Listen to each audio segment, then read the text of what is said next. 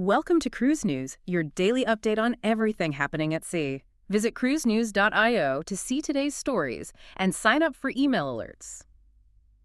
So I want you to imagine, just for a second, shelling out maybe $20,000 or $30,000 for this absolute bucket list luxury vacation to Antarctica. Right, the ultimate trip. Exactly. You've been planning it for years, But before you even see a single penguin or like a piece of glacial ice, your commercial flight gets delayed. Oh, yeah. You miss a connection, and suddenly you find yourself sleeping in this really noisy, generic airport hotel somewhere in South America, and you're eating, I don't know, a stale sandwich from a vending machine. Yeah, that's the nightmare right there. Right. Your luxury experience is just completely shattered before you even step foot on the actual ship. It really is the ultimate nightmare scenario for a premium travel brand.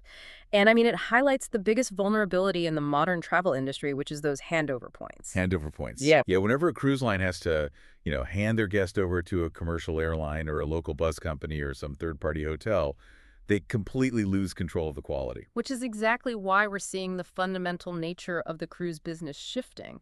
Like when we look at the news crossing our desks today, we are seeing this undeniable industry-wide arms race. Absolutely. An arms race is the perfect way to describe it. Right. It's no longer just about, building a ship with a taller water slide or a bigger buffet. Today, we're looking at three very different ways cruise lines are aggressively rewiring their business models to upgrade the guest experience. Right. They're going way beyond the hardware. Exactly. So we're going to talk about capturing high-margin beverage spending through, hyper-exclusive onboard bourbon. We're dissecting MSC's massive structural pivot to conquer the Alaska market. And we're exploring how Silversea is literally getting into the brick-and-mortar hotel business to erase that logistical nightmare of traveling to Antarctica that we just talked about. What connects all of these stories, and I think this is so fascinating, is this pursuit of total environmental control. Today's cruisers, especially the ones booking those premium vacations, they were demanding absolute frictionlessness. They want exclusive moments they just can't get at home, and they want the luxury to be continuous. Continuous luxury. Right. Exactly. So to capture that demand, the cruise lines have realized they can't just operate a ship anymore. They really have to govern the entire ecosystem of the voyage. Right. Well, let's start small with the microenvironment of a bourbon barrel. Yeah, let's get into it. So Holland America line is rolling out this incredible fleetwide program in collaboration with Jefferson's Bourbon. They are aging ocean bourbon at sea. And, we're not talking about some cute PR stunt on one flagship vessel here. No, not at all. As of March and April 2026, they're actively loading these barrels onto all 11 ships in their fleet. The logistics of this are just fascinating to me because Jefferson's Bourbon already has a pretty well-known ocean-aged at sea concept. Right. Like, they've sent barrels out on cargo ships and fishing vessels to mature before. But partnering with a major passenger cruise operator, that is a massive operational shift. Yeah. Every single barrel goes into the belly of a Holland America ship, and it stays there for a minimum of 6 months. So for anyone listening who might not be a huge whiskey aficionado, you might be wondering, why would you bother putting a 500-pound oak barrel on a moving cruise ship? Instead of just leaving it in a nice, quiet warehouse in Kentucky. Right, which is much easier. Exactly. But the ocean is actively doing the work here, right? It is. It fundamentally alters the chemistry of the spirit. When a barrel is just stationary in a warehouse, the bourbon just sits there. But on a moving ship, the liquid is constantly sloshing against the charred oak interior. Sloshing around. Yeah, and that constant mechanical motion from the rolling ocean waves, it actually accelerates the extraction of the sugars and flavors from the wood. Oh, wow. And then you add in the fluctuating temperatures and the salty ocean air as the ship moves from, say, the humidity of the Caribbean to the dry cold of Alaska. You just completely change the maturation process. It reminds me of how sommeliers talk about wine. Oh, yeah. Yeah, they always bring up terroir, that concept that the soil, the rainfall, this specific geographic plot of land in France or California dictates the flavor profile of the grape.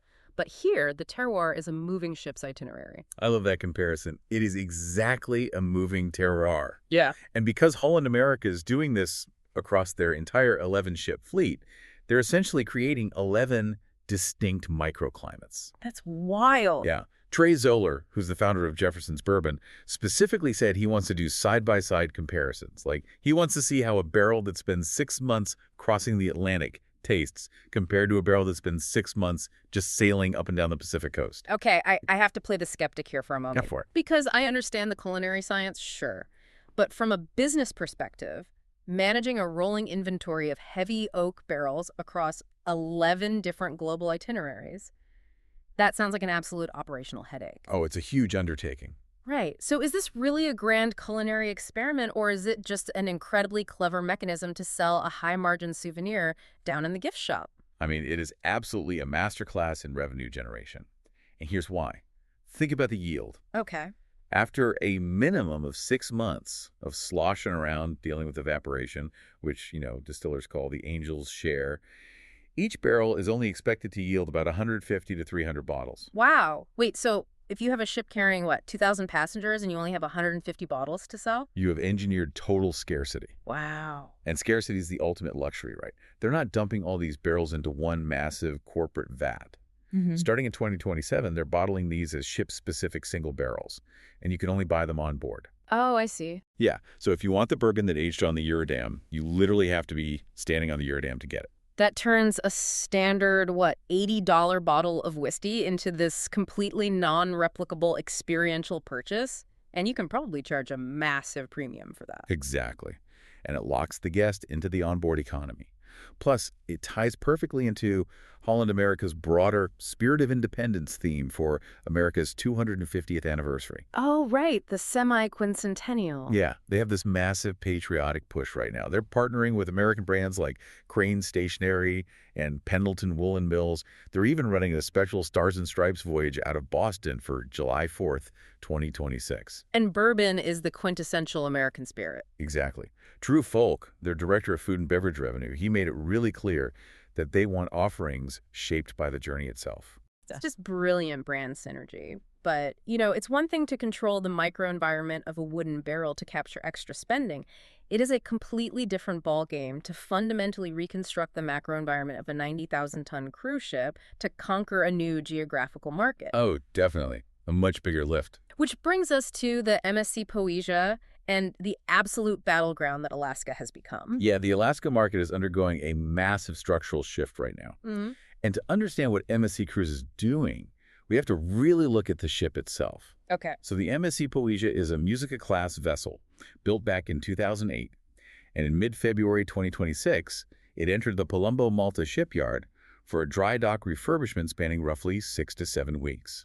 The goal is to prep this ship for MSC's very first Alaska season out of Seattle, which launches in May 2026. Oh, wait, I need to stop you there because this is where the business logic just doesn't make intuitive sense to me. How so? You're taking a ship built in 2008, a Musica-class vessel, which was literally designed with these wide-open pool decks to island hawk in the sunny Mediterranean. Right. You're putting it in a shipyard in Malta for nearly 2 months, spending untold millions, and then you have to sail it on this massive 35-night repositioning journey. I mean, they're taking it from Rome, across the Atlantic to Miami, through the Panama Canal, all the way up to Seattle. It's a huge journey. Why not just deploy a newer, purpose-built, cold-weather ship? Are they really just slapping some warm spa creams on the menu and hoping nobody notices they're on a Mediterranean sun cruiser in the middle of a glacier? Well, see, that is the exact skepticism their competitors are hoping for. But it totally misses the mechanism of how this refit actually changes the passenger flow. Okay, explain that to me. You're absolutely right that a Mediterranean ship relies on its open decks. But in Alaska, the weather dictates the behavior. Sure. Imagine you've been hiking a glacier all day in the freezing rain in Ketchikan. You are not going to use the pool deck when you get back. Everyone moves inside. And if you do not have robust premium indoor infrastructure, your ship feels overcrowded, passengers get cranky, and your onboard revenue just plummets. That makes sense. Yeah. So how do you fix the indoor flow on an older ship? You build a sanctuary. Ah. The absolute centerpiece of this refit is bolting on the MSC Yacht Club. If you aren't familiar, the Yacht Club is their ship-within-a-ship concept. Right. They're carving out a private keycard access only enclave and adding somewhere between 62 and 69 new suites. But they're also building the infrastructure to support those suites indoors.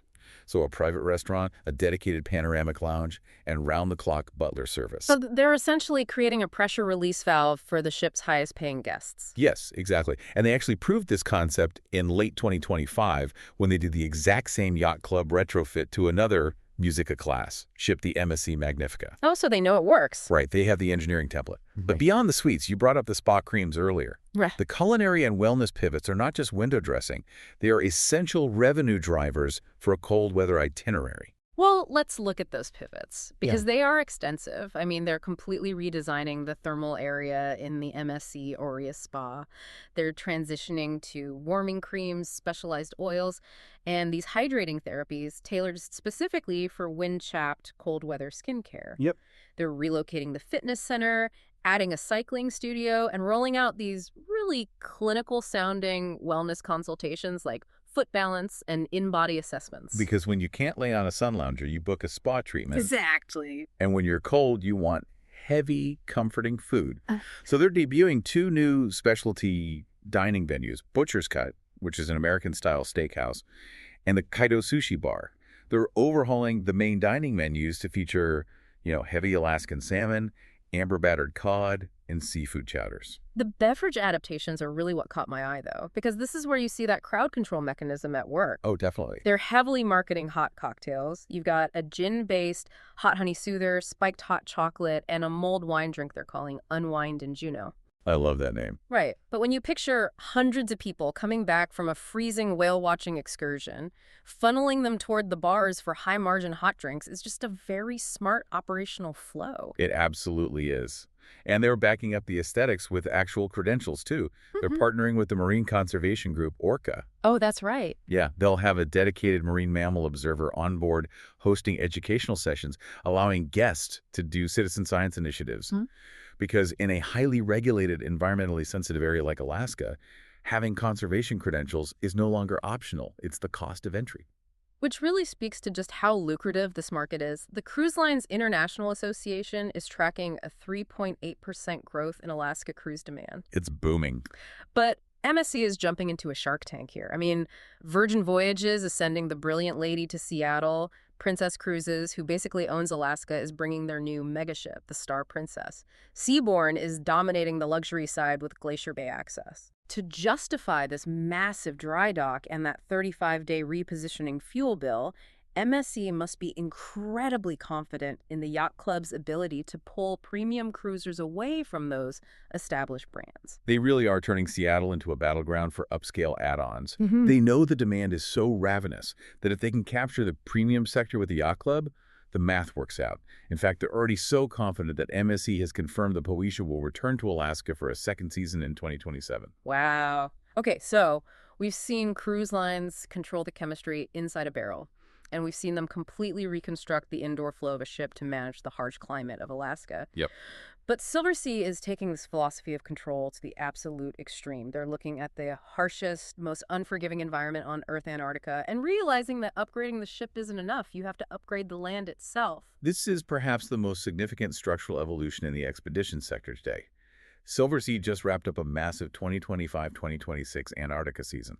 They ran 38 voyages across 3 different expedition ships. And traditionally, an Antarctica cruise involves crossing the Drake Passage. Right. For anyone who hasn't looked into an Antarctic expedition, the Drake Passage is the body of water between the southern tip of South America and the Antarctic Peninsula. And it is universally terrifying. No, it's brutal. You're essentially dealing with converging oceans and no landmass to break the weather.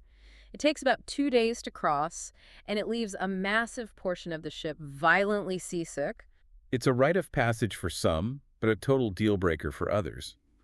During this past season, 20 of Silversea's voyages did that classic Drake crossing. But 18 of them were what they call Antarctica fly cruise itineraries. Oh. And this is where the industry is aggressively innovating. Well, let's break down the mechanics of the fly cruise because it solves the seasickness problem, but it creates a massive logistical headache. Essentially, you fly over the Drake Passage to skip the rough water. Correct. You fly directly to King George Island in Antarctica and board the ship there. It saves days of transit time. But here's the friction.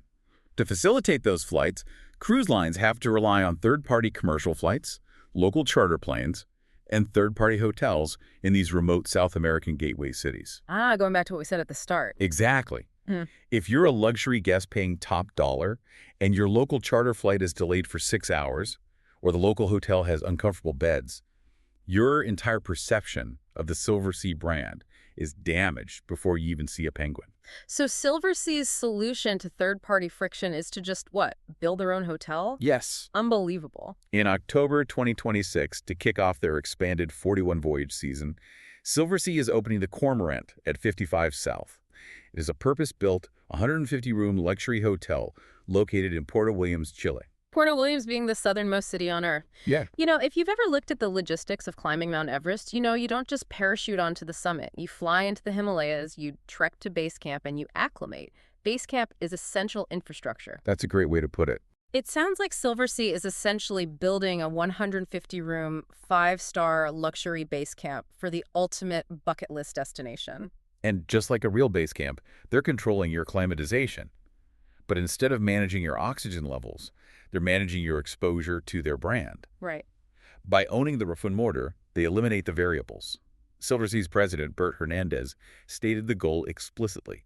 He said they want to offer the exact same hallmark, comfort, and personalized service on land that guests expect on board. You look at the design of this hotel, and it practically looks like a cruise ship bolted to the Chilean bedrock. It really does. Every room has views of the Beagle Channel or the forest. They have the fireplace lounge. They have a restaurant called Latitude 55 focusing on Patagonian flavors. They have Bar Sur, which serves tea by day and transitions to premium wines and spirits at night. They want that transition from land to sea to be completely imperceptible. Yeah. If we walk through the routing for a guest booking a fly cruise in 2026, the seamlessness is striking. You begin with a hotel stay in Santiago. Then you take a charter flight down to Puerto Williams. Okay. Instead of waiting in a terminal, you're transported to the Cormorant at 55 South. You spend the night getting briefed on the expedition in total luxury, drinking Chilean wine. The next day, you take a flight straight to King George Island, step off the plane, and immediately board your expedition ship.